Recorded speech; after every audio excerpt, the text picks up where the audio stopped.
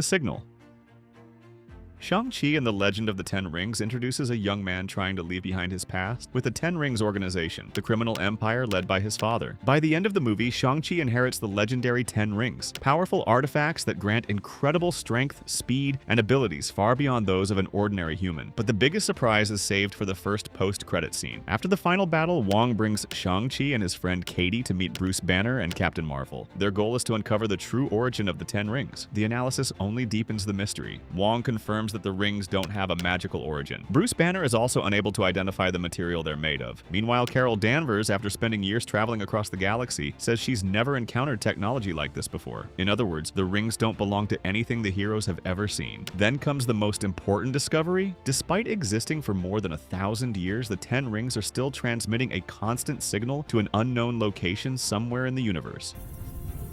What is it? At the time, many fans believed that signal was leading directly to Kang. But after everything that's happened since then, the biggest theory now is that the transmission is connected to the events of Avengers Doomsday. Some fans believe the energy emitted by the rings resembles the branches of Loki's Tree of Time. If that connection is real, the Ten Rings could be pointing toward the center of the multiverse, the very place Doctor Doom is trying to reach, a new universe. The Marvels ends with one of the most important post-credit scenes of the entire multiverse saga. Throughout the movie, Carol Danvers, Kamala Khan, and Monica Rambeau keep swapping places whenever they use their powers. In the finale, Monica faces an impossible decision. She must seal a massive rift between universes to prevent two realities from colliding. She succeeds in saving everyone. I always knew I would have to stay.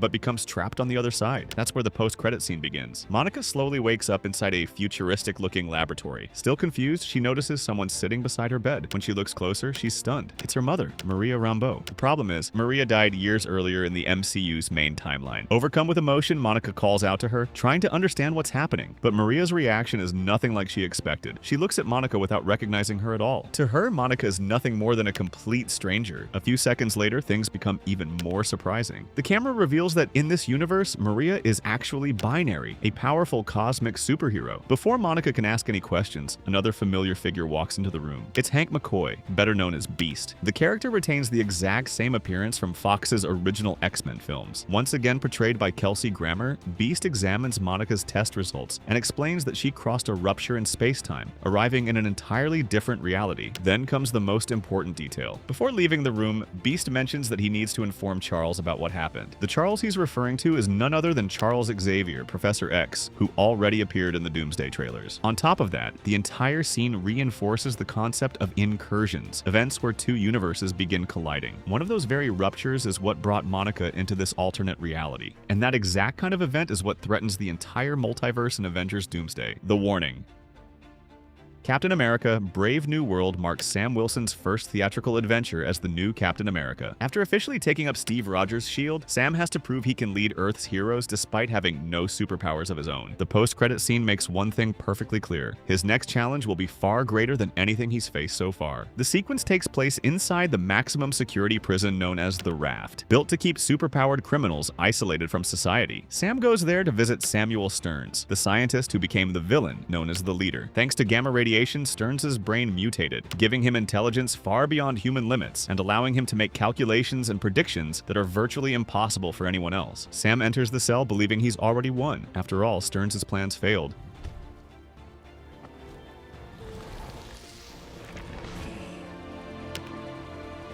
And now he's locked away. But the villain remains strangely calm. Instead of threatening revenge or promising to escape, he delivers a far more disturbing warning. According to his calculations, a massive crisis is approaching. Stearns asks Sam whether he truly believes Earth is the only world that exists, and reminds him that the heroes have spent all this time protecting only their own reality. Then comes the line that completely changes the mood. We'll see what happens when you have to protect this place from the others. The movie never explains who these others are, but it's clear that threats from other universes are on their way, setting the stage for Avengers Doomsday, an unknown ship. The post-credits scene in Thunderbolts practically serves as a prologue to Avengers Doomsday. The sequence takes place 14 months after the events of the film. The former Thunderbolts are now officially operating as the new Avengers, headquartered in the former Stark Tower, which has been renovated and renamed Watchtower. The team is still made up of some very unconventional heroes, including Yelena Belova, Bucky Barnes, John Walker, Red Guardian, Ghost, and Bob, the Sentry.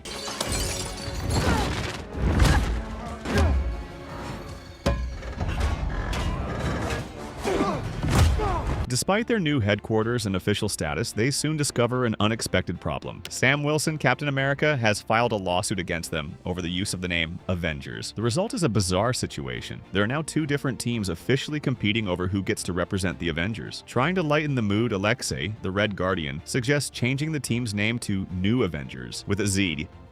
Avengers. With the Z, there is no government. No. As if that would somehow solve a legal dispute. While the team is talking, Yelena monitors a mysterious disturbance in space. Suddenly, alarms begin blaring throughout Watchtower. The computers detect an extra-dimensional spacecraft entering Earth's orbit. Its image appears across the giant monitors inside the headquarters. One detail immediately stands out. A gigantic number 4 is painted on the side of the ship. There's absolutely no doubt who's just arrived. It's the Fantastic Four. The scene ends immediately without showing who's inside the ship, but we've already seen part of what happens next in the Doomsday trailers. This sequence creates one of the strongest connections to the next Avengers film. The Fantastic Four's arrival confirms that different universes are beginning to overlap, and that the collapse of the multiverse is already underway. Another interesting detail is that this scene was directed by Anthony and Joe Russo, the same directors behind Avengers Doomsday. Because of that, many fans believe this isn't just another post-credit scene, but literally the opening minutes of the next movie. Doctor Doom, The Fantastic Four First Steps ends with one of the most suspenseful post-credit scenes Marvel has ever produced. After following Reed Richards, Sue Storm, Johnny Storm, and Ben Grimm as they save their world from Galactus, Tell Franklin Uncle Johnny loves him.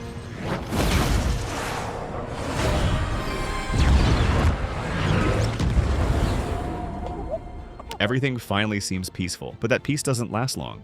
He's not us. He's more.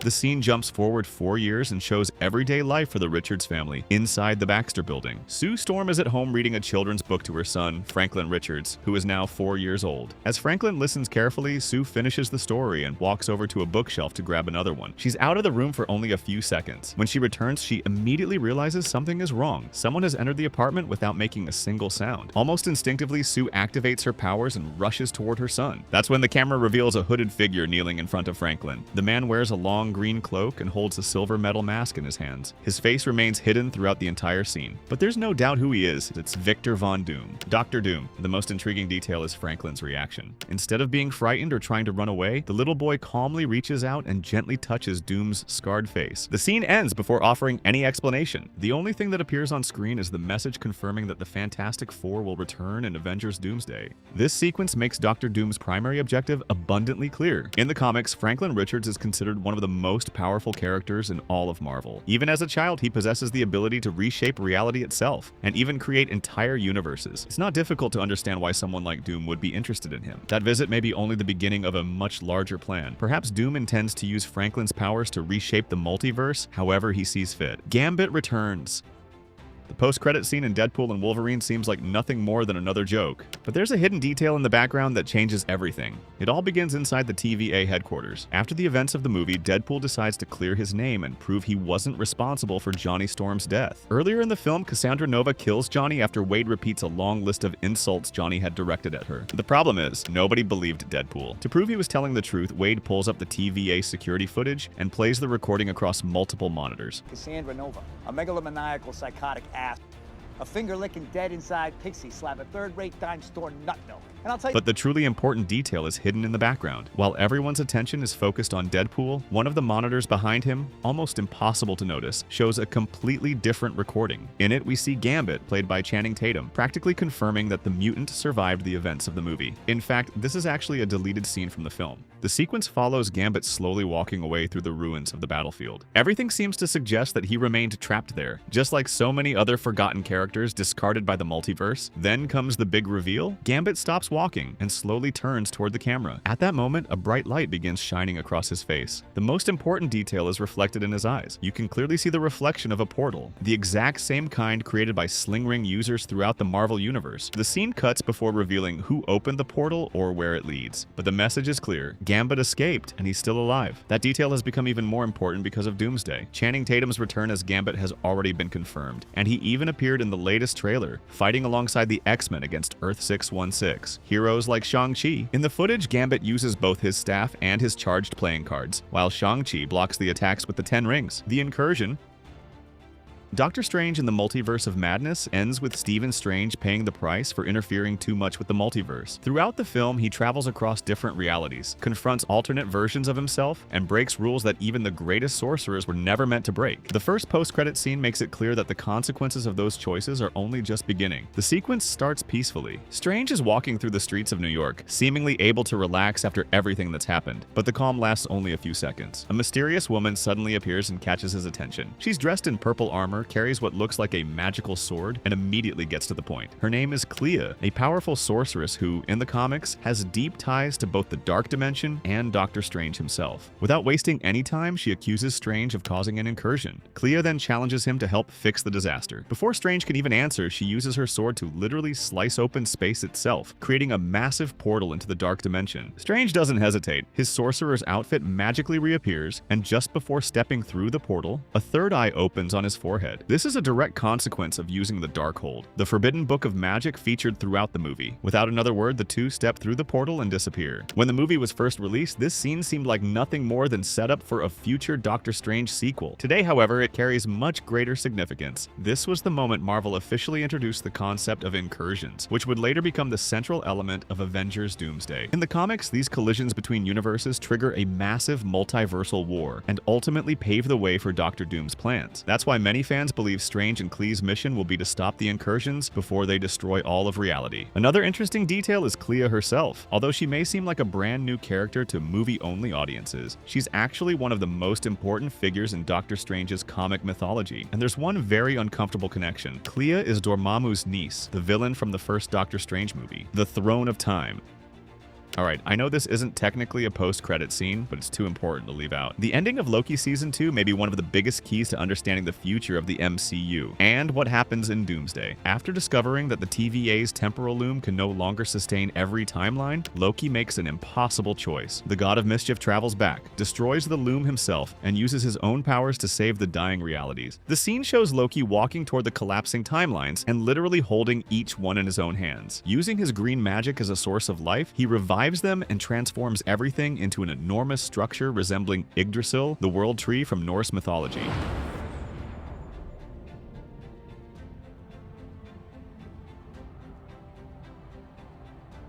But there's a price. Loki is left completely alone at the end of time, seated upon a throne while keeping the entire multiverse alive. The former villain who once craved power finally finds his true purpose, but only by sacrificing everything to protect everyone else. And that's exactly where Doomsday comes in. Loki has now become the literal heart of the multiverse. If anyone wants to destroy or control every reality, the first obstacle they'll have to face is him. That's why many fans believe Doctor Doom will eventually come after that power. To create his own world and reshape the multiverse, Doom would first have to reach the source, keeping every timeline alive. There's another clue as well. The Doomsday trailer shows Loki holding a TVA identification card, suggesting he won't be spending the entire movie sitting on that throne. Location found.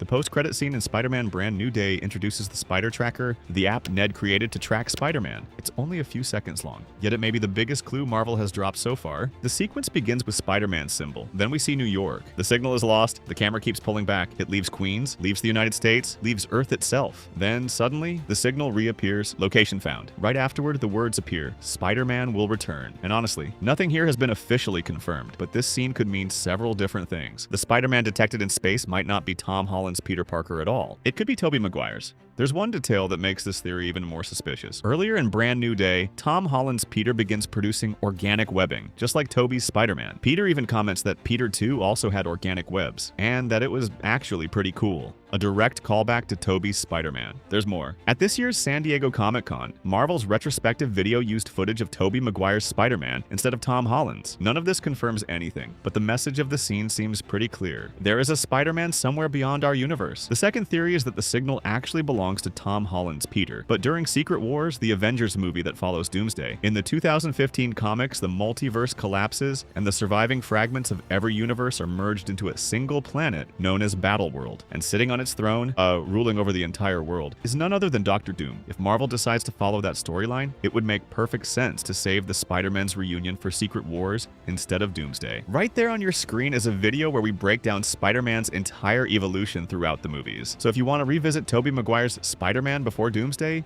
click it and check it out. See you there.